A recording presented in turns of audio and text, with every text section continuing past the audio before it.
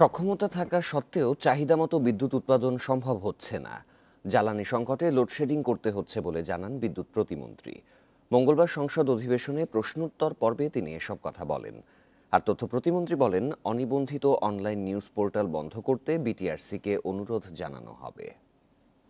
বিকাশে কম খরচে ক্যাশ আউটের লিমিট বেড়ে 50,000, প্রিয় এজেন্টও 2টা।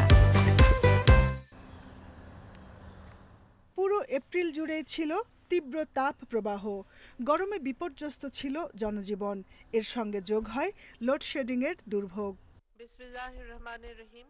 সংসদে বিদ্যুৎ প্রতিমন্ত্রীর কাছে লোডশেডিংয়ের কারণ জানতে চান স্বতন্ত্র সংসদ সদস্য আব্দুল্লাহ নাহিদ নিগার। প্রতিমন্ত্রী বলেন, ক্যাপটিভ সহ 30,277 মেগাওয়াট বিদ্যুৎ উৎপাদনের সক্ষমতা রয়েছে বাংলাদেশের, কিন্তু এখন পর্যন্ত এবছর সর্বোচ্চ 16,477 মেগাওয়াট বিদ্যুৎ উৎপাদন হয়েছে। তিনি বলেন, জ্বালানি সংকটের কারণে উৎপাদন ব্যাহত হচ্ছে। কোভিড-19 মহামারীর পরবর্তীতে ইউক্রেন রাশিয়া যুদ্ধ, বৈশ্বিক জ্বালানি সংকটের কারণে পরিপূর্ণ সক্ষমতায় বিদ্যুৎ উৎপাদন সম্ভব হচ্ছে না। এর ফলে বিদ্যুৎ উৎপাদন সক্ষমতা থাকা সত্ত্বেও কিছু কিছু স্থানে নিরবিচ্ছিন্ন বিদ্যুৎ সরবরাহের সাময়িক অসুবিধা হচ্ছে। এছাড়া অস্বাভাবিক গরম ও দেশের কোথাও কোথাও তাপদাহের কারণে বিদ্যুতের চাহিদা ব্যাপক বৃদ্ধি পাওয়ায় নিরবিচ্ছিন্ন বিদ্যুৎ সরবরাহ ব্যাহত হচ্ছে। এদিকে এক সম্পূরক প্রশ্নের জবাবে তথ্য প্রতিমন্ত্রী অভিযোগ করেন, অনিবন্ধিত অনলাইন নিউজ পোর্টালগুলো অপসাংবাদিকতা করছে, যা পেশাদারিত্বের ক্ষতির কারণ হয়ে দাঁড়িয়েছে।